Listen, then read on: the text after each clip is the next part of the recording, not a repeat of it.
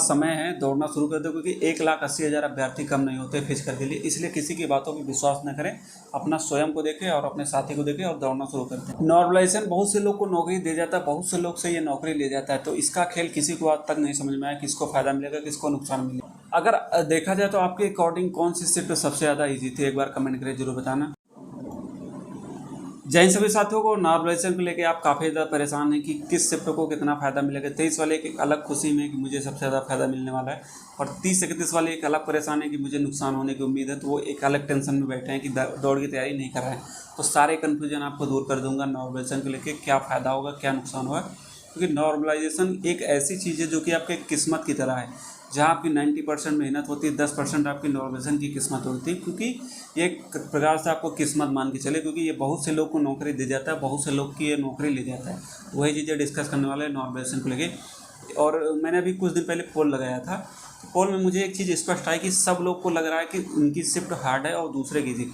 एक परिणाम इससे निकलता है कि सामने वाले की शिफ्ट अब सबको ईजी लगती है और अपनी शिफ्ट सबको हार्ड लगती है, चाहे वो कितना भी ईजी है।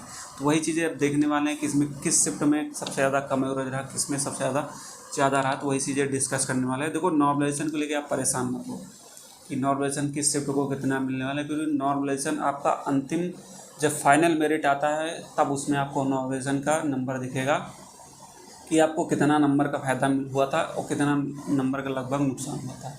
ये चीज़ें आपको फाइनल मेरिट में मिलने वाली हैं, तो उसके लिए परेशान हो अभी से कि मुझे कितना बढ़ेगा कितना घटेगा।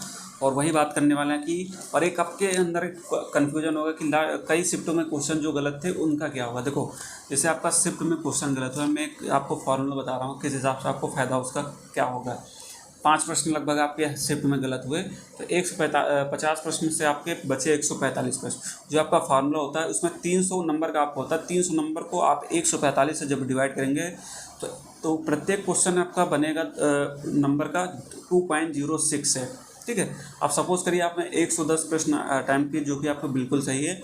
तो 110 को जब आप 2.06 से करेंगे तो आपके टोटल नंबर बनेंगे 227। और वहीं अगर दूसरे व्यक्ति ने 110 प्रश्न किए जिसके शिफ्ट में कोई भी गलत नहीं था, उसके बनने वाले हैं नंबर 240। इस हिसाब से आपके नंबर बनने वाले हैं। ठीक है, ये मैंने आपको बता दिया जो आपके कन्फ्यूजन थे, गलत प्रश्न। अब बात करें कि कौन सी शिफ्ट किस हिसाब से ईजी थी। देखो, शिफ्ट की बात करें तो 23 की फर्स्ट शिफ्ट जो आपकी हुई थी उस पर पेपर का लेवल एक अलग ही लेवल का था, क्योंकि पेपर आप देख सकते हैं कि सब जब पहली बार कोई पेपर देखता है तो उस शिफ्ट का हमेशा एवरेज कम आता है, क्योंकि पेपर के जिस हिसाब से सब लोग मॉक टेस्ट में एक्सेप्ट कर रहे थे कि इस हिसाब से पेपर आएगा, लेकिन पेपर उसके थोड़ा सा विपरीत आया। जीके इतना आपकी हार्ड आ गई कि उसका कोई जवाब नहीं था। मैथ भी आपका ठीक ठाक लेवल की थी। तो देखा जाए तो ओवरऑल 23 का एवरेज मेरे हिसाब से सबसे कम निकल के आया। उसके बाद आपका फिर हर शिफ्ट में लगभग वैसे ही रहा। 24 का थोड़ा सा ईजी रहा। 25 में सुबह की मॉर्निंग थोड़ा इजी सबसे ज़्यादा बताई जा रही। जो 25 के सेकंड शिफ्ट में था वहाँ जीके सबसे ज़्यादा हार्ड थी, लेकिन हिंदी थी।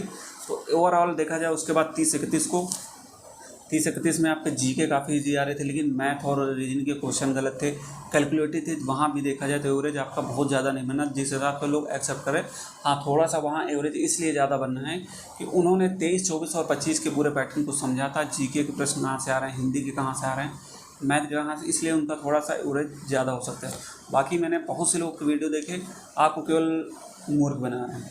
कोई एवरेज निकाल रहा है 100 क्वेश्चन के अंदर, कोई निकाल रहा है कि 230 नंबर, मतलब कि कोई 200 नंबर के अंदर निकाल रहा है, कोई 220 निकाल रहा है, कोई 230 निकाल रहा है। इस देखा जाए तो ओवरऑल आपको एक तरीके से आपको कन्फ्यूजन में डालना है कि किस शिफ्ट को कितना फ़ायदा, उससे आपको कोई मतलब नहीं, क्योंकि बताने को तो कुछ बता देंगे, लेकिन यहाँ मैं आपको सीधा सीधा एक जवाब दे रहा हूँ।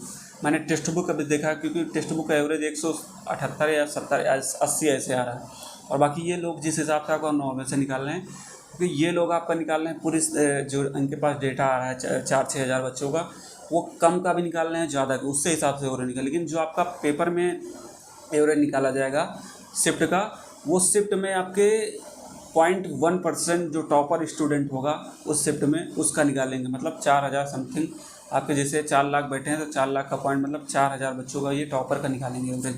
और एक चीज़ और है कि किसी शिफ्ट में जैसे देखा जाए तो जीके हार्ड आए, किसी में मैथ हार्ड आए, किसी में हिंदी हिसाब से देखा जाएगा, तो वहाँ आपके शिफ्ट में सब्जेक्ट वाइज नॉर्मलाइजेशन नहीं होगा। वहाँ जो नॉर्मलाइजेशन होगा आपका पूरे शिफ्ट के अकॉर्डिंग होगा, उस हिसाब से आपके नंबर, ना कि किसी सब्जेक्ट वाइज आपका नॉर्मलाइजेशन। तो पूरे ऑल ओवर होगा आपका नॉर्मलाइजेशन। उसमें देखा जाएगा जैसे 23 के फर्स्ट शिफ्ट में 195 नंबर औसत आया, फिर सेकंड में 198 आया, फिर 24 के फर्स्ट शिफ्ट में 200 आया। उस हिसाब से देखा जाए तो नॉर्मलाइजेशन आपको एक देखा जाएगा एवरेज, मान लीजिए 205 आपका एवरेज रहा है, ठीक है।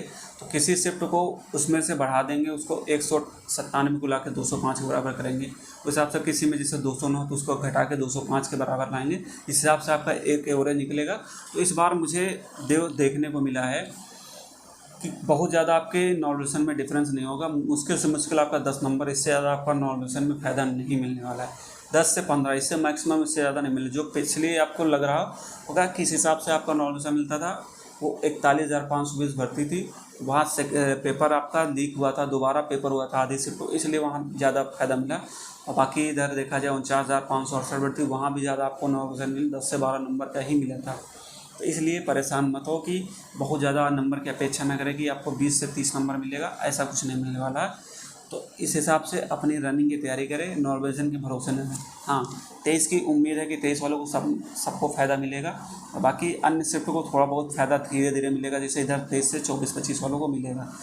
तो 30-31 वालों को भी किसी शिफ्ट में मिल सकता है, एक एवरेज निकाला जाएगा, उस हिसाब से आपको नॉर्मलाइजेशन का फ़ायदा मिलेगा। तो परेशान मत हो। बाकी अगर आपको नॉर्मलाइजेशन के लिए विस्तार से देखना है तो अपने शिफ्ट का एवरेज क्या है, कितना टॉपर आ रहा है, उसके लिए आप टेक्स्ट बुक में आप जाइएगा, टेक्स्ट बुक में वो सारा आपको डेटा निकल के आ जाएगा। और बाकी अगर आप आगे की तैयारी भी करना चाहते हैं, झंझटों से दूर होना चाहते हैं, अभी फ्यूचर में आपके यूपीएसआई की वैकेंसियाँ, NTPC, railway group D, SSC आ गई, उसकी तैयारी करिए। तो जाइए टेक्स्ट बुक से भी पास खरीद लीजिए, वहाँ 615 रुपये में आपका टेक्स्ट बुक का पास मिल जाएगा। मेरा कूपन की यूज करेंगे M10, आपको 12% का डिस्काउंट अलग से मिलेगा। तो वीडियो के डिस्क्रिप्शन में आपको लिंक मिल जाएगा, आप वहाँ जाकर उसको परचेज सकते हो। कि फ्यूचर में आपको तैयारी करना है तो ये सारे आपको एग्ज़ाम के प्रीवियस ईयर आपको टेक्स्ट बुक मिल जाएगा। आप जिस एग्ज़ाम की तैयारी कर रहे हो उस एग्ज़ाम को निकालने में प्रीवियस ईयर का बहुत बड़ा रोल होता है। तो प्रीवियस ईयर अच्छे से सॉल्व कर लीजिएगा, तभी आपको एग्ज़ाम के पैटर्न को समझ में आने वाला। और बाकी रही आपकी रनिंग की बात, तो रनिंग के लिए आप दौड़ना शुरू कर दें। कोई कुछ भी बता रहा हो, मैंने आपको कट ऑफ के लिए बता दिया पहले से कि क्या आपकी कट ऑफ जाने वाली है।